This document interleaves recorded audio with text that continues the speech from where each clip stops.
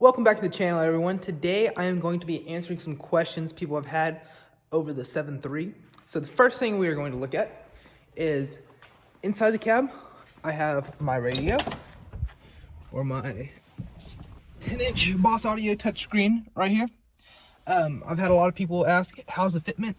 So there it is from the top. As you can see, I have it pushed all the way back. The only place that it gets close to is right here. As you can see, it gets pretty close, but you can angle this different ways. You can also probably put a little piece of foam there, but I haven't had any problems with it. It does rattle sometimes, but all I do is kind of angle it away from or towards the passenger side, and everything's good there. So I really like the radio. Works very well. The only thing that I do have problems with sometimes is whenever I go out, go to the store or something, I always leave my truck running, and the phone disconnects from Bluetooth, of course, because I'm out of range, but it has trouble picking back up sometimes, so then you have to go back into your settings and restart your Bluetooth. It's not that big a deal, but it's just one of those things that does happen. So just so y'all know. The next question I've had is going to be up in the hood, so let me pop my hood and then I'll show y'all that. Next question I got was, where did I run my fuel lines? So my return line comes out from under this regulator. My feed line goes to the two silver ones that run right here. It's somewhere right here is where the fitting is.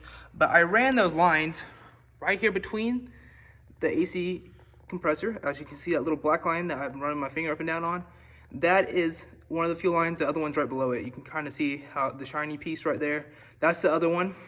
I put those like sleeves over the top of them. They're the same kind of sleeves as these, off of the old return lines that were up there. They had them on there, so I just took them off, put them on there to help protect against the heat of the engine.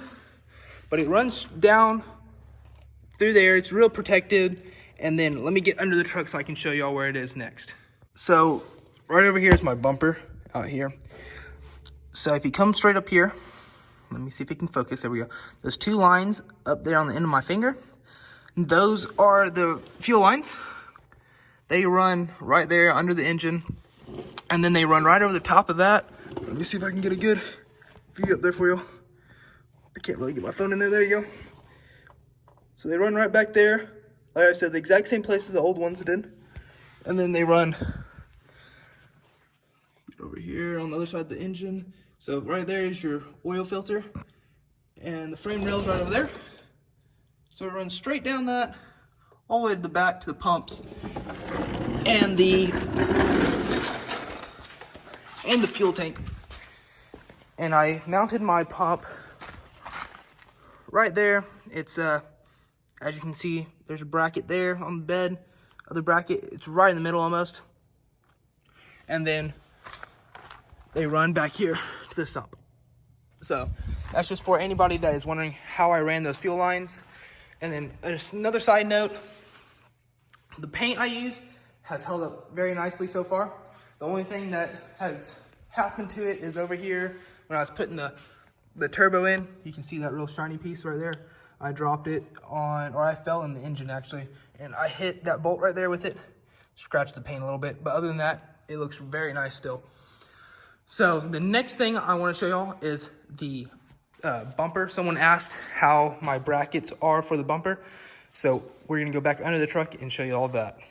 All right, so here is the brackets that came with the bumper. I believe someone probably made these brackets, but they're kind of in a S shape. So this is where they bolt up to your bumper, and then over here on the other side of the frame, they bolt up right here. So as you can see, it's kind of like a S shape. It goes, or a zigzag, whatever you want to call it. But that's all it is. It's a piece of angle iron and then another little piece of flat strap or something. You can weld it all together, or you can just bend it all out of one piece of metal. But it just bolts into there, and then it bolts straight onto your bumper. If you buy a ranch hand, I use the same bolting placement and everything. And then I added these onto the bottom down here to give it some extra support just in case anything ever happened.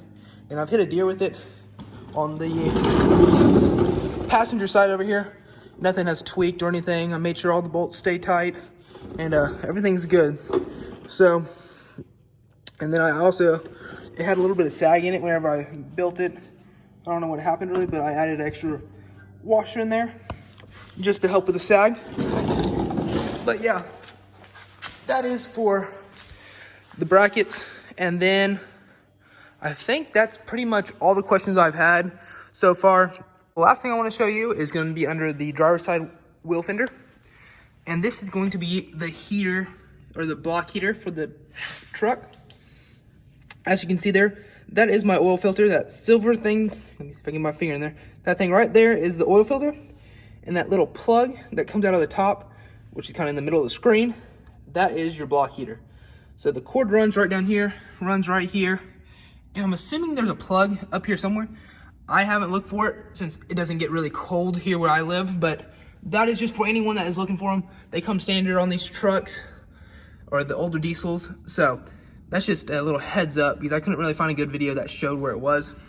And then the last thing I want to show y'all is going to be these two black lines right here. That is also my fuel lines, again, coming out from under the engine, running down, and this is where they attach to the frame rail right there, and I use zip ties to follow it all the way down. And that's gonna be a wrap for this video. Thank you for watching. I wanted to keep this video pretty short, simple, just so I could answer some questions. If I get a lot more questions about different things on my truck, I'll probably make another one of these videos just to help clarify. If you still have questions, leave a comment and I'll try my best to explain it to you. But next video, I'm going to be working on my blue and white bed that I bought for this truck when I first got it almost. It was a couple videos in, I think. I'm going to be adding some spots where you can hook stuff because these beds have like no places to hook stuff. So I'm going to be adding some of those, welding them in, fixing a little hole or a rust hole in the bottom of my bed. And then that bed will be pretty much ready for paint. So that will be coming here in the near future. So thank you for watching. Please like and subscribe. God bless, and I'll see you on the next video.